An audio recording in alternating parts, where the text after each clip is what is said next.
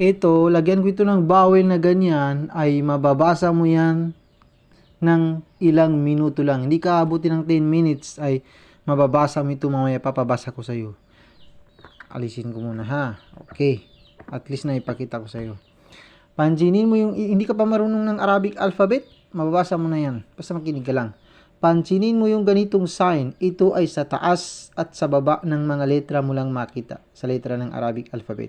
At kapag sa taas mo ito makita, sa taas ng letra, ay basahin mo ang letra na yun na papunta sa letra A. Kapag sa taas, papunta ka naman sa letra E kapag sa baba ng letra mo nakita.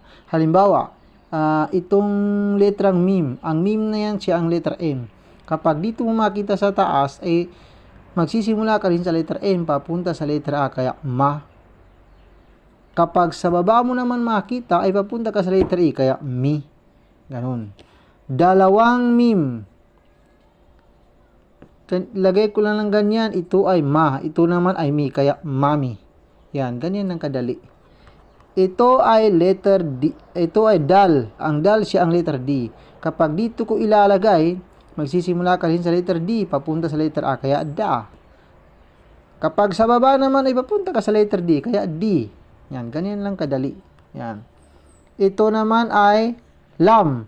Ang lam na ito siya ang letter L.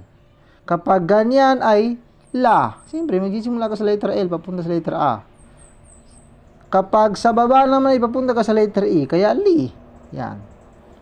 Ito ay da. Ito ay, balik tayo dito. Ito ay madali. Madali. Ganyan lang kasimple. Itong ganitong sign naman, ito ay papunta ito sa letter O. Sa taas ng letra lang ito makita. Sa taas lang ha. Halimbawa, ito ay sin. Ang sin, siya ang letter S. Kapag dito mo makita, ay sabihin mo su. Magsisimula ka sa letter S, papunta sa letter U, kaya su. Ay, kailangan ipinakatay natin. Su. Ito naman ay mim, letter M. Lagyan ko ng ganyan, ay papunta ka sa letter A, kaya ma. Suma. Suma. Tapos, ito naman ay lam, letter L. Ilagay ko dito, kaya magsisimula ka sa letter L, papunta sa letter E, kaya li. Balik tayo dito. Ito ay sumali. Sumali. Ganyan lang kasimple. Basta ito ay papunta sa letter A kapag sa taas, papunta sa letter E kapag sa baba. Itong ganito naman ay papunta sa letter O. Ngayon, balik tayo dito. Basahin mo. Ulitin natin ha. Ito ay mim. Ang mim siya ang letter M. Ilalagay ko dyan. Magsisimula ka sa letter M, papunta sa letter A. Ito naman ay ta. Ang ta na ito siya ang letter T. Ilalagay ko dito, kaya papunta ka pa rin sa letter A. Sisimula ka sa letter T. Itong ganitong sign naman, ito ay lam, letter L. Dito ko ilalagay sa baba, kaya papunta ka sa letter E. Magsisimula ka rin sa letter L. Ito naman ay nun, letter N. Letter N yan ha. Letter N, ito, nun. Ito ang gamitin ko, itong papunta sa letter O. Kaya basahin mo. Letter M, na papunta sa letter A kasi sa taas. Letter T, papunta ka pa rin sa letter A kasi sa taas. Letter L, papunta ka sa letter E kasi sa baba. Letter N, papunta ka sa letter U. Basahin mo. Paano basahin yan? I-comment mo. At kung naakit ka sa ginawa kong video na ito, o kung nagustuhan mo, kung interesado ka matuto bumasa ng Quran or Arabic letra, ang gawin mo ay hanapin mo yung scroll mo pababa ang video na ito at hanapin mo ang beginning.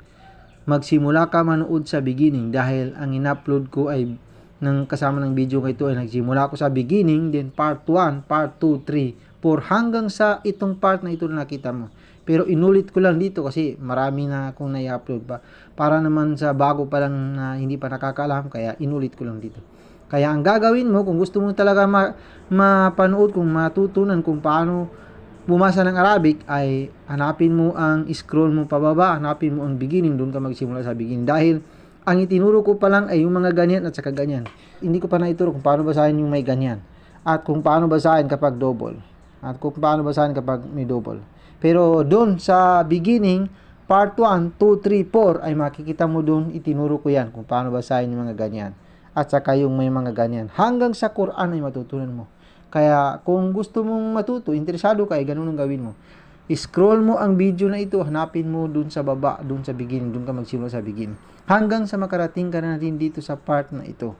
Katagalan. Dito naman tayo sa ika-62 kasura, Suratul Jumu'ah.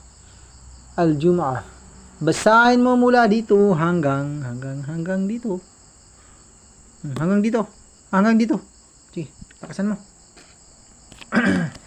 أعوذ بالله من الشيطان الرجيم بسم الله الرحمن الرحيم يسبح لله ما في السماوات وما في الأرض الملك القدوس العزيز الحكيم هو الذي بعث في الأميين رسولا منهم يتلو عليهم آياته ويزكيهم ويعلمهم الكتاب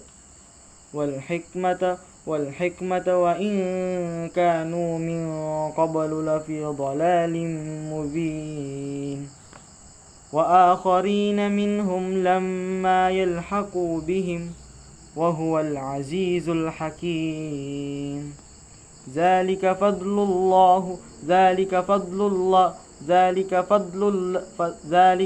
الله يؤتيه من يشاء والله ذو الفضل العظيم مثل الذين حملوا التوراة ثم لم يحملوها كمثل الحمار يحمل أسفارا